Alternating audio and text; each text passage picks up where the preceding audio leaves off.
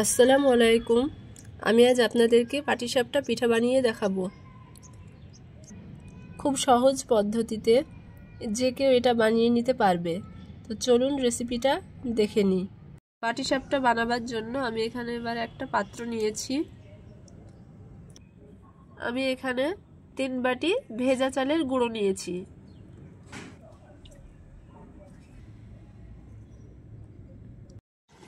আমি এখানে 1 বাটি ময়দা দিয়ে দিলাম, সামান্য লবণ দিয়ে দিলাম। আপনারা চাইলে এখানে গুঁড়ো দুধও দিতে পারেন। এবার আমি অল্প অল্প পানি দিয়ে বাটারটা মেখে নিব।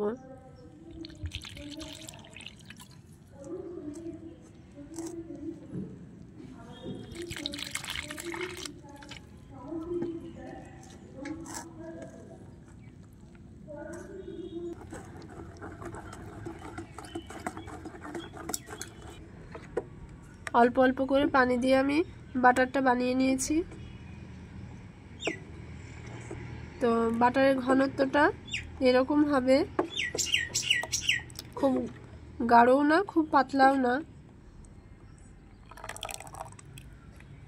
তো আমি এটা এবার আমি ঢেকে রেখে দেব। এবার খিরসাটা এবার বানিয়ে নেব। খিরসাটা বানানোর জন্য আমি এখানে 1 কেজি দুধ নিয়েছি। দুধটা ছেঁকে নেব।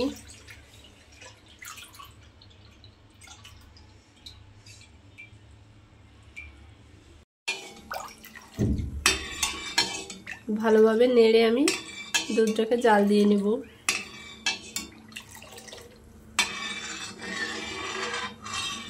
দুধটা আমি ভালোভাবে জাল দিয়ে নিয়েছি। আমি এখানে 2 চামচ ভেজা চালের গুঁড়ো নিয়েছি, দিয়ে পানি দিয়ে গুলে নিয়েছি, সেটা দিয়ে দেব। অল্প অল্প করে দিতে হবে আর নাড়তে হবে।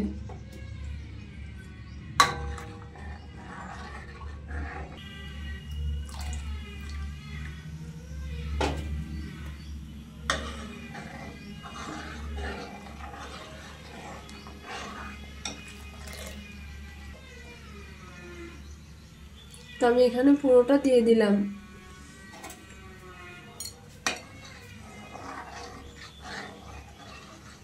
আমি এখানে 4টে এলাচ গুঁড়ো করে নিয়েছি, সেটা দিয়ে দিলাম। আমি এখানে ছোট বাটির আধ বাটি বাদাম কুচি নিয়েছি।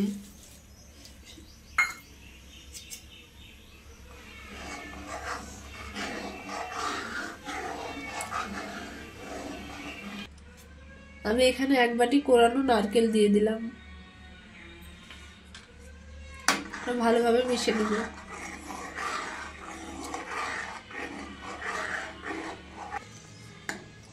তো আমার খিরসাটা গাঢ় হয়ে গেছে। এবার আমি এখানে খেজুরের গুড় দিয়ে দেব।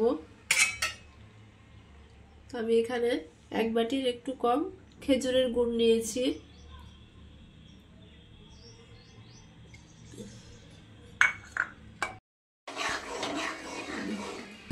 আমি এখানে সামান্য লবণ দিয়ে দেব।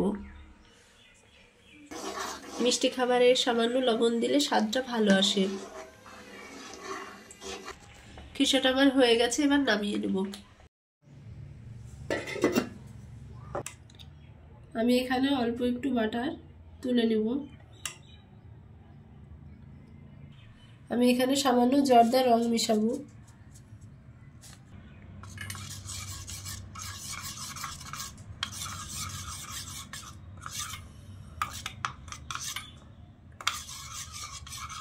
আমি গ্যাসে কড়া বসিয়ে দিয়েছি। এবার আমি এটাতে একটু তেল ব্রাশ করে নেব।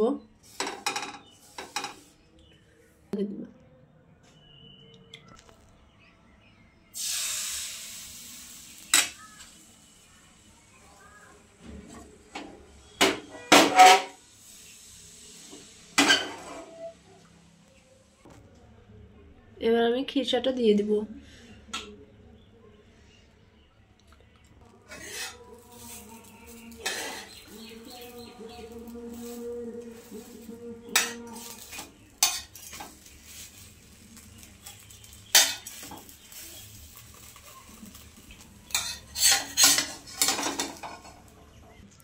এবার আমি এটা একটা প্যাকেটে ঢেলে নেব। তো আমি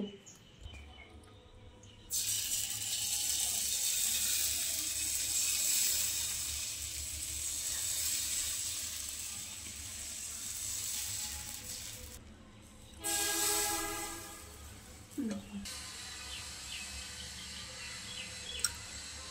ঢাকনা দিয়ে কয়েক সেকেন্ড হতে দেব।